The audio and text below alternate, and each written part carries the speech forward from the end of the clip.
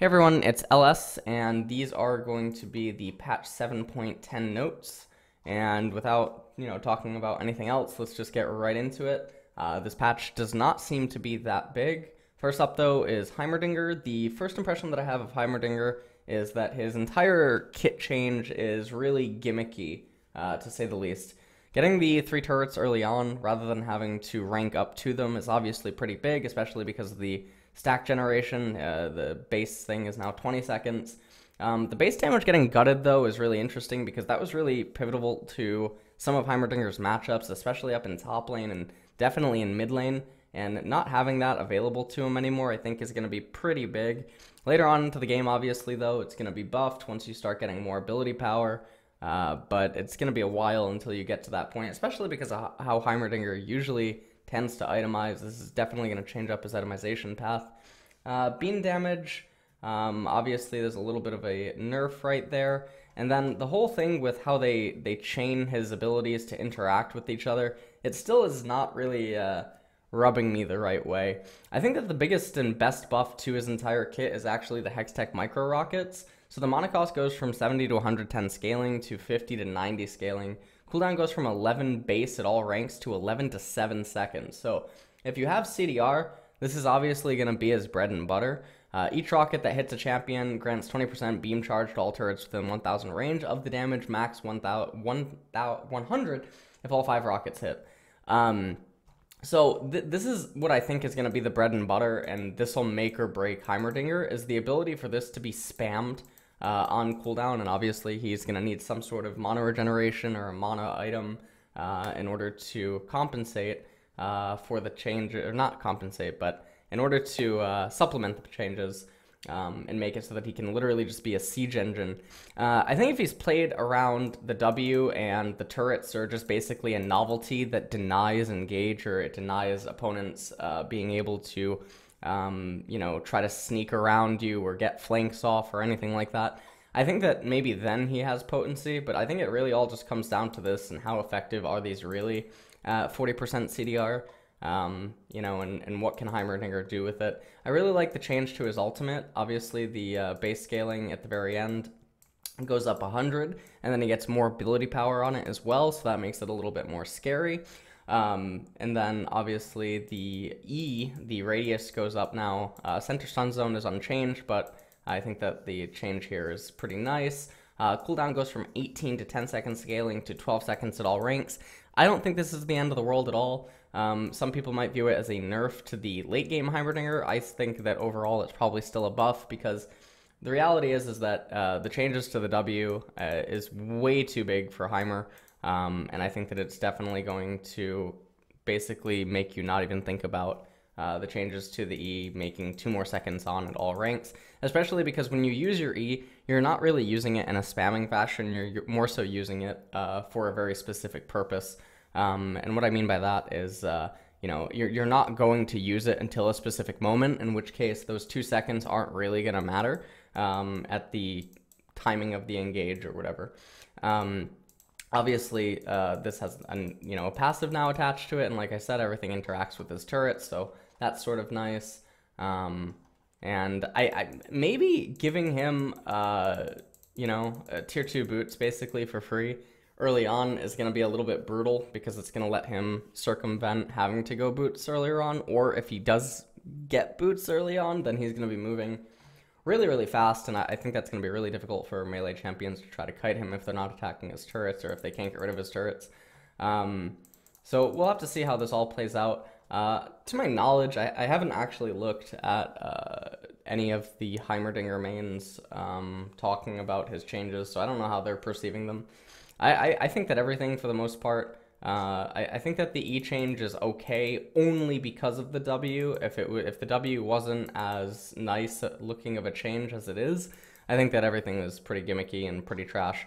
No matter what, I think that Heimerdinger, just because it becomes a W bot, like I said, and that'll basically, he'll basically be like a super Talia or something when sieging. He'll be like your AP Jace via W or something in that regard.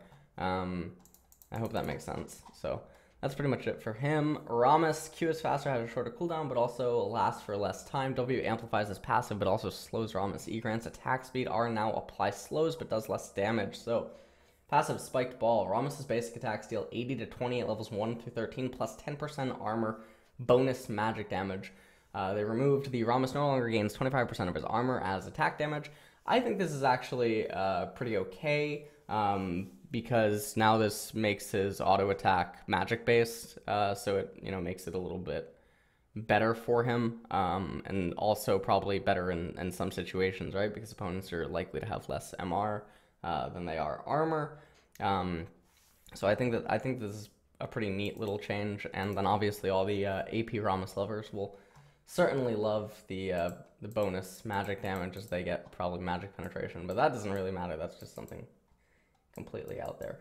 Q, Powerball, cooldown 16 to 10 seconds, scaling to 16 to 6 seconds, scaling, duration 7 seconds to 6 seconds. That's not the end of the world. I think that the cooldown is definitely the most noticeable change. I think that's really nice. Channel, Powerball is now a channeled effect, okay, so it can be canceled by like Kassadin Q, and alright. Maximum movement speed, 155% to 150 to 235% at levels 1 through 18. Damage, 100 to 300 to 100 to 240. Slow percent, 20 to 40% scaling for 2 seconds to 40 to 80% for 1 second. I think that's definitely actually a lot better. Collision detection, radius slightly reduced, allowing Rammus to better navigate through enemies. Collision check rate increased. Okay, this is all good. I think that the Q Powerball is definitely nice. W defensive curl, cooldown 14 to 6 seconds, duration 6 seconds unchanged, bonus resistance. Okay, 20 flat plus 50, okay, 70%, okay. Curled up, alright, this is all fine. E frenzying taunt, almost gains the duration of the taunt. Oh, okay, okay, this is interesting. Because this definitely ties more so into like Rammus getting Titanic Hydra, Rammus having Wit's End, Rammus having like any of those type of items. I think this definitely ties into it. It hurts top lane Rammus. It doesn't hurt anything else because this only affects early game ganks. Late game ganks, this basically is negligible. Like this penetration. Well, it's not negligible. I guess it used to matter, right? Because of Rammus's auto attack. But I think with the changes that they're taking on him, I think that these changes are definitely going in the best direction with Rammus. So that's fine. Tremors, damage per second, 65 to 195 plus 0.3 ability power to 40 to 120, 0.2 ability power. Tremor deals double damage to structures. That doesn't really matter. Tremor slow affects enemies by 8, 10, 12% for 1.5 seconds. Subsequent tremors add an additional stack and refresh the duration. Okay, so it's stacked. So I think that's really, really big. That can definitely be obnoxious, the slow. I think that the damage going down as much as it did, though, is kind of weird. The double damage to structures, I think, is completely irrelevant. And I think that's just basically a novelty change. I don't ever really see this coming into play in pro play. I think that it has some usage in solo queue, obviously. I think that the slows and everything else, though, are interesting because this basically also does mean that he really does need to get out of control with his tankiness, and he needs to make sure that he stays inside of the enemy team, and he keeps putting those stacks down on his opponents. But in terms of like team compositions, obviously this will help enable a lot of very specific ones that are focused around dive and engage. And then outside of that, it can also help for some even poke and ranged ones if they will just want to use Rammus as the mega front line, and, just slowing everyone down and making for easier target practice and whatnot. But for the most part, I think that these changes are actually okay. I think Rammus needed a change, so not the end of the world. Cassiopeia's tail now follows her realistically as she moves and turns. That's a nice little change. Fizz, W base damage down, ratios up. So Fizz is, so basically, when I'm reading this, the first thing that comes into mind is Tank Echo. That's the very first thing that pops into my head when I was reading these changes. And they're taking the same exact approach with Fizz as they tried with Echo. probably to take away from the fact that Fizz is being able to be played tank AD top lane. So here's the problem though. WC Stone Trident, 25 to 85 scaling plus 0.33 ability power to 20 to 60 scaling, 0.4 ability power. So AP Fizz is going to be buffed in the mid game. AP Fizz is nerfed early on. AD Fizz is nerfed overall. Active damage, 25 to 85 plus 0.33 ability power to 20 to 60 plus 0.4 ability power on the active damage. So again, same story. Active damage versus marked enemies, 75 to 255 plus 1.0 ability power to 60 to 180 plus 1.2 ability power. So Fizz's mid-game and late game are significantly buffed in terms of damage, and AD Fizz is nerfed overall. The problem is that these numbers are so negligible in the grand scheme of things to AD Fizz that it's not big enough, or it's not impactful enough to take away from that being a viable route to take Fizz up in top lane. And all that this has ended up doing is it ends up enabling AP Fizz more in the mid lane, because in some of the matchups that AP Fizz would be picked into preemptively, you know, Fizz is already going to have some difficulty, you know, reaching the mid game, and once Fizz reaches the mid game, then Fizz is rewarded, and that's generally just how Fizz tends to be. Obviously, Fizz has matchups where Fizz is favorable in mid lane,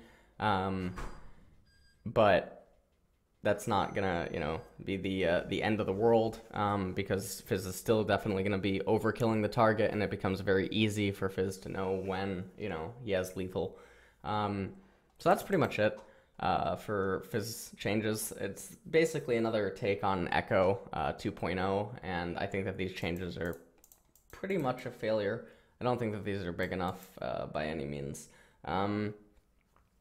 The only thing that would maybe make me suggest that it's like, this is the only one that is semi-noticeable, but really I don't think that it is. So we'll see if other people have different perspectives on that, but I think that Fizz is picked for a lot of other reasons that is not just these numbers. So anyways, Graves, Q base damage down, ratios up, R cooldown increased at early ranks. Base damage 55 to 155, so he loses 15 at rank 5. The bonus attack damage, however, is up by 0.05. Q base damage 2, down by 60. Q2 ratio is up by 0.40 bonus attack damage. R collateral damage 100 to 80 seconds to 120 to 80 seconds. So late game cooldown unchanged, mid game cooldown virtually unchanged. So you'll basically just notice that off the first 2 Rs that you likely cast on Graves. I think everything else is pretty fair. Graves is, you know, a pretty interesting spot as a jungler in solo queue and even in competitive. I think these changes are completely fine. I don't think that it impacts him nearly enough, or it really hits him the way that would be necessary to knock him down a notch. I also don't like the approach where you nerf junglers rather than buff other junglers, because one of the kings of jungle right now, he's not a byproduct of being busted himself. He's a byproduct of you hitting others and not doing anything to him. And basically who I'm referencing right now is Lee Sin. A lot of people, especially lately in the past like week or 2 weeks, they talk about how Lee Sin's broken or Lee Sin's busted, or, you know, Lee Sin blah blah blah. Well, Lee Sin's not busted or broken by any means, although he does get hit in this patch. We'll be talking about it in a second. But Lee Sin, if you notice, Lee Sin comes in and out of the meta usually when other junglers start getting hit quite a lot, and that's because inherently Lee Sin's kit is too good. And he has too much inside of his kit, and he has too much accessibility to various different metas and you know, certain combos up in top and mid lane in terms of 2v2 and everything like that. He has a really good itemization path.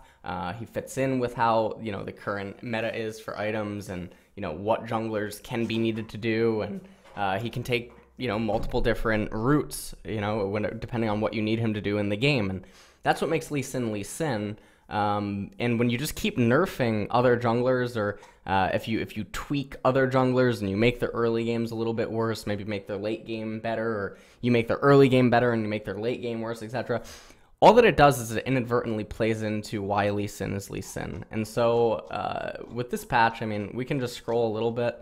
So I see Sejuani and I see Zac are in this, but for the most part, this isn't what should be getting done. There's definitely a lot of other junglers that exist that we're not seeing in these patch notes. We're not seeing anything be done to them. And the only question that I can ask myself is why, because it doesn't make any sense.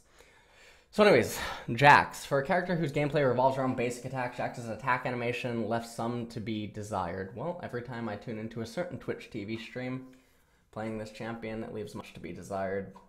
Anyways, Ivern. Base movement speed 330 to 325. That obviously hurts the MS quintessence. So this isn't just a nerf to Ivern's base. This is also a nerf to his runes, and it's also a nerf to his masteries because he takes Wanderer and sometimes Explorer as well. Passive, Friend of the Forest, 25%. Base health cost to 33%. Base mana cost 30 to 33.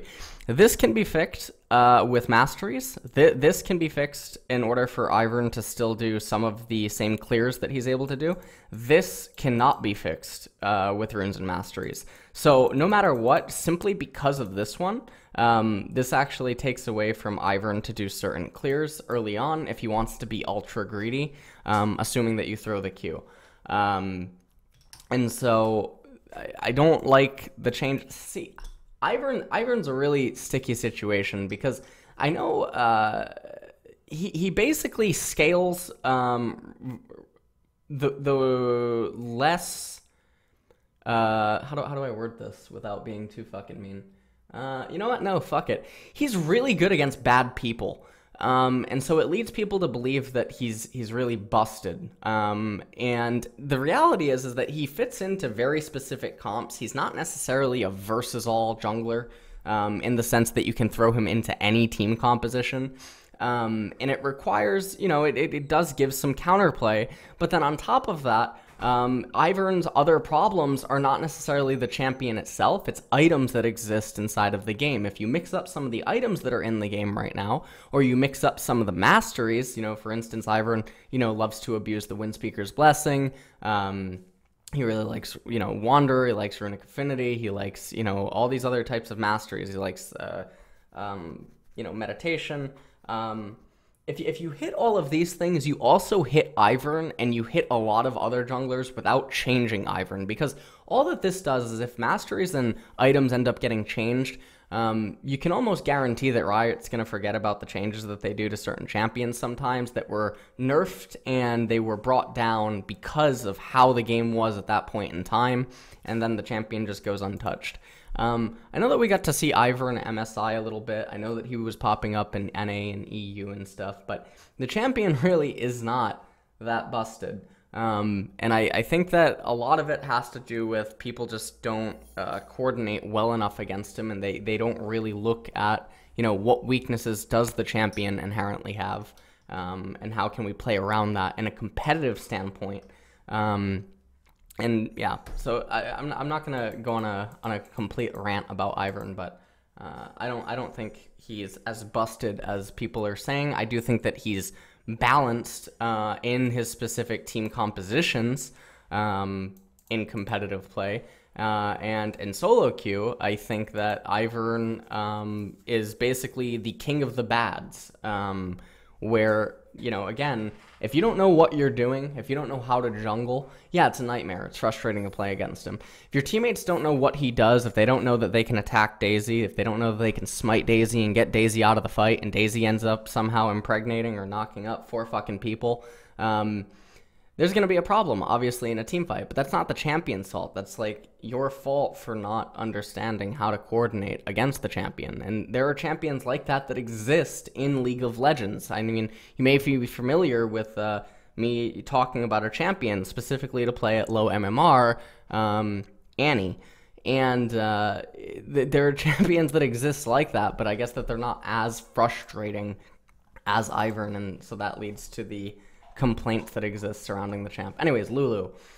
Let's move. Oh, yeah, Lee Sin. Okay, base movement speed 350 to 345. Okay, cool. Our Dragon's Rage 90 to 60 seconds to 110 to 60 seconds. Again, this isn't the end of the world. So these changes, they don't do enough, and I like that Riot actually aren't changing him too much. I like that they're not giving in to the public outcry about Lee Sin. It's not Lee Sin. Lee Sin's enabled by the player, more so than he is by the champion himself, even though his kit is one of the best in the entire game. There's definitely a very big gap between a really good Lee Sin player and a mediocre Lee Sin player that is like, yeah, I can play Lee Sin. There's a very, very, very big gap. And so when a lot of the complaints are also coming out around MSI and you're watching some of the best players in the world, specifically in the jungle, play Lee Sin, of course, a certain champion that is, you know, really, really good in terms of his kit is going to look, or potentially is going to look a lot better than what you're used to seeing, and it might lead to some people saying that he's broken, but I don't think that's the case. Anyways, base stats on Lulu, 553 to 525. That's kind of big to lose that HP early on. E help picks, 80 to 240 to 70 to 210. So a little bit of Lulu nerfs, and I guess this is just because a lot of the Protect the X comps were coming back. Lulu started showing her face up in mid lane, and you know what that means. It means she was coming to top lane, and Riot just couldn't have that.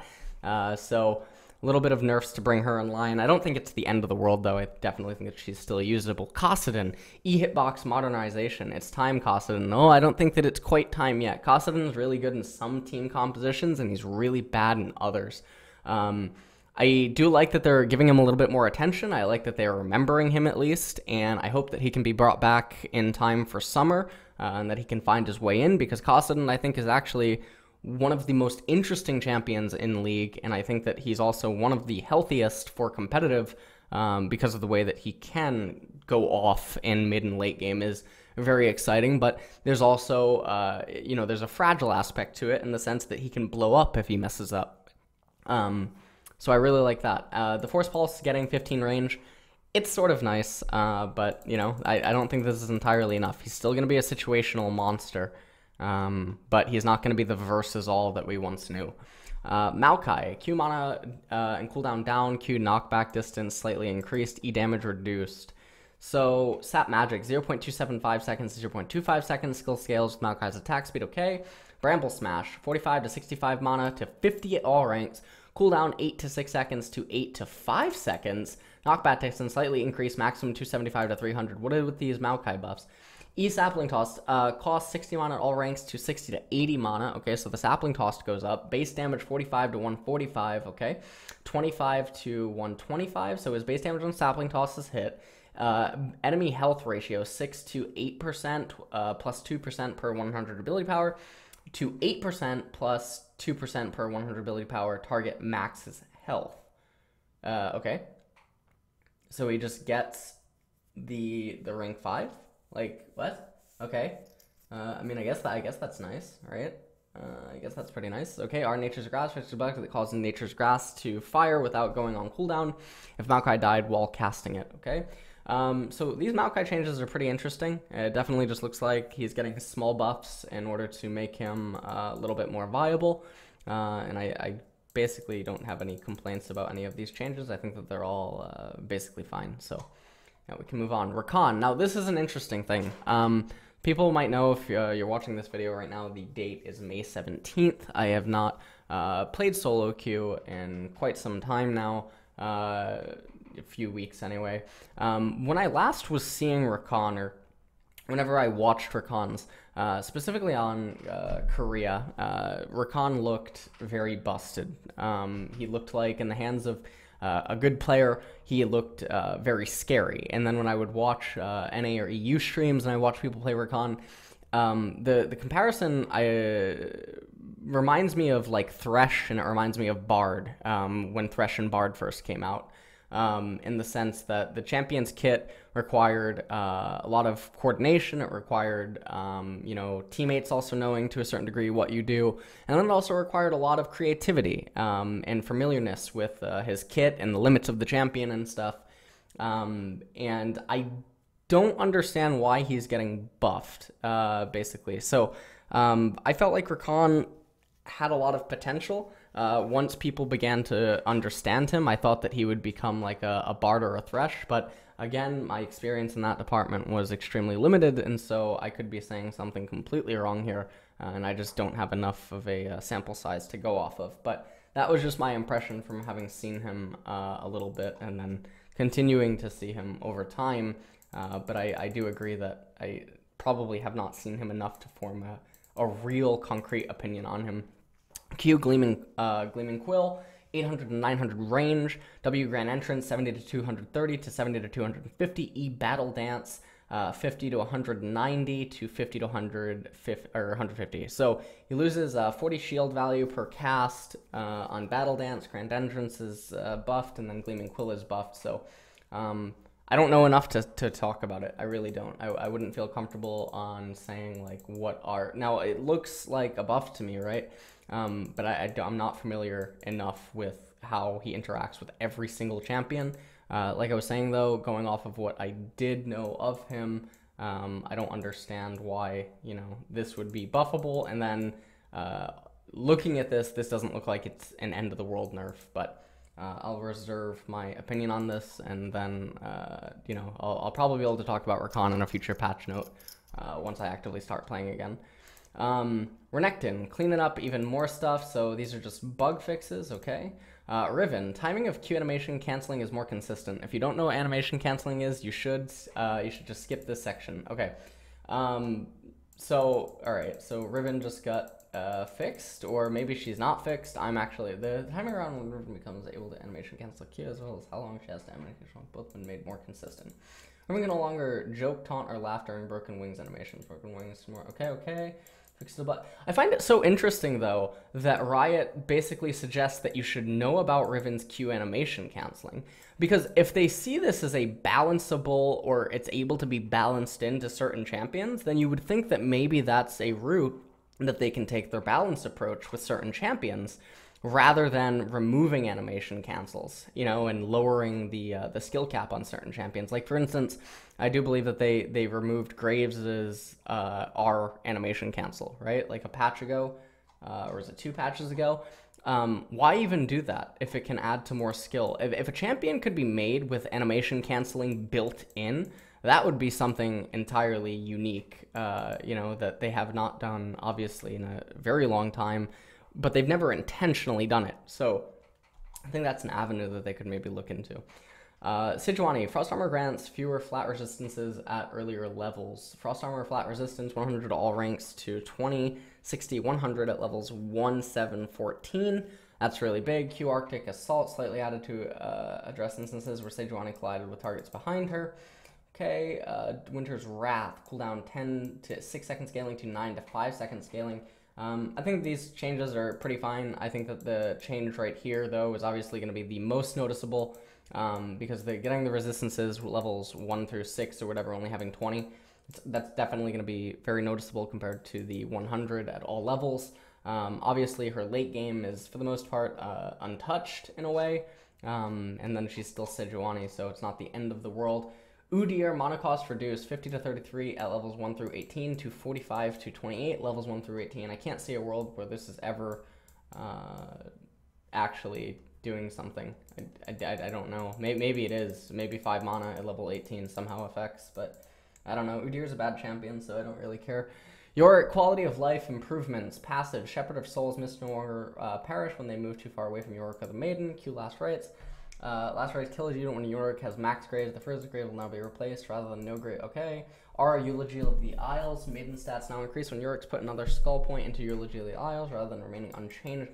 Oh, okay. That's like a little nice buff. I'm sure that MacNoon is going to really love this buff with, another 4,000 games in D2. I'm sure that he'll find great success now with these changes. So, anyways, Zac. Q deals damage based on Zac's max health. W and E are easier to cast during Q, and knockup duration increased over charge time. So, looks like Zac is still Zac, but 2.5%. Wow, okay. Alright. Slam damage radius 200 to 300. Elastic slingshot. Knockup duration 0.5 to 0.5 to 1 second. R, let's bounce. Time to fully charge 1 second to 1.5 seconds. So, looks like Zac actually got buffed. I have not seen Zac really that much since his changes at all, so I don't know exactly how he's actually fitting in. I only saw him briefly, and then again, the hiatus from the game, so I don't really feel that comfortable talking about Zac, but The changes themselves do look obviously fine, and I think that the buffs are probably going to go in the right direction, because I wasn't hearing about Zac enough, and I just assumed that means that there was probably something wrong with him. But then again, it could just be me not hearing about him enough, so not the end of the world. Ancient coin line. Siege minion now always drop a coin over all coin generation. Okay. Quest reward. The bonus skill point now behaves as if you have one level higher than you actually are. Okay. Relic shield line. Face of the mountain grants melee champions 100 bonus attack range and slightly... Wait. Players level 4. Face of the mountain grants melee champions 150 bonus attack range and slightly increased speed. Oh, against minions. Okay. Eye of the Equinox grants melee champion. Okay. Spell thief says Spirit Passage. Health increased, magic resist, and health regeneration decreased. What? Health 425 to 450. Magic resist 60 to 55. Health regeneration 200% base health region to 100% base health region. Why? See, I feel like effectively, you basically have the same HP now, probably, like, in terms of it. Well, not always, but, like, I hate changes like this. Like, the tank items that got nerfed shouldn't have gotten nerfed the way that they did. Like, you need to bring back tankier items, and you need to bring back tankier stats, because it's actually, like, I don't know. It's healthy for pro play. I don't know. I don't like changes to tank items that constantly are skewing them in one direction and then another direction. I don't like that at all. This isn't like the worst change in the world though. This is more understandable than the stuff that they did to the tank items in the previous patch. Active item tracking, Righteous Glow, okay. Rift Herald, okay. Rift Herald's Death Cry is now global, alright. Pings the enemy team whenever she, okay, that's fine. Howling Abyss, don't care about that. Twisted Tree Line, don't care. Crowd Control Display, okay. Unanimous Surrender at 15, well, this is fantastic. So now, usually when you're surrendering at 15 minutes, well, this is never going to happen on NA. Trust me, I've coached enough of NA, I've coached enough of EU, this is never going to happen. There's always that one guy that's like, we can do it! And, on Korea, if you're trying to surrender at 15, you probably have already lost. If you're genuinely trying to surrender at 15, you've probably already lost because Korea's, they're willing to open mid. If you're trying to surrender at 15 because of a troll, well, you've got another thing coming because they're voting no. They're going to hold you in the game with them for that extra 4 minutes and 59 seconds. Until this unanimous surrender thing dissipates. But I wonder how it happens. Like, what happens if the troll automatically starts a surrender vote at, like, 1950? Like, if that vote fails, do you now have to wait an extra 2 or 3 minutes into the real surrender vote? Because, I mean, that's going to be the high level, that's going to be, like, next level. That's going to be, like, surrender meta for trolls. They're going to, like, pick Nunu. They're going to wait until, 1958 or something, and then they're going to start unanimous surrender vote. And obviously it's, they're going to need to do OK to do that, aren't they? They're going to need to, no, maybe not. Wait, hold on, let me think about this. How do they do that?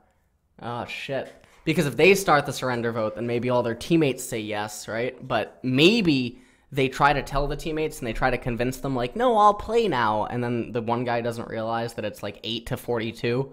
And the person saying, no, I'll play now is 40 of the deaths. That's not even possible, I don't think. But you get the point. There's definitely going to be a meta to unanimous surrender. And I'm really, really curious to see what some of the trolls can really cook up. So, ping muting. Okay, well, this is actually interesting. This is something that I know that a lot of people have requested. But I definitely do worry that it could really actually shut out too much. For people that take it a little bit too far and they're like, playing a game completely isolating themselves from their teammates. I think that removing all chat is fine. Removing pings is sort of weird because pings are the equivalency of, like, imagine if all of us here just land on the Sentinelese Island or something. We can't communicate with those people through any means except for obviously pointing to things and, like, making noises. And in that sense, that's what pings are. So when you go into solo queue and, you look to the left and there's 2 monkeys, and then you look to the right and there's 2 fucking clowns, and you look down at yourself and you realize that you're the clown too, the only way that you're going to communicate with the monkeys and the other clowns, which are from a different fucking group, is through pings. And for people that are going to take this a little bit too far and mute all the pings because of some sort of weird desire to be completely alone inside of the game or something with like muting all and then muting pings, as they fucking blast their like Green Day music or something from 2004, whatever. Like I don't know. That's a little bit weird, but nonetheless, I think that it's a feature that a lot of people have requested, and obviously it'll help with muting the genuinely toxic people, like the people that we mentioned in the unanimous surrender. So that is it for this patch rundown. Rotating game mode, don't really mind about that. Pulsefire Caitlyn, don't know what I think about that skin, but yeah. So that's it for the patch 7.10 rundown. Sorry some things were a little bit convoluted, mostly due to me not having played recently. And having to just speculate on what certain stuff would mean. But anyways, patch 7.11 will definitely go a lot smoother, and thanks for watching.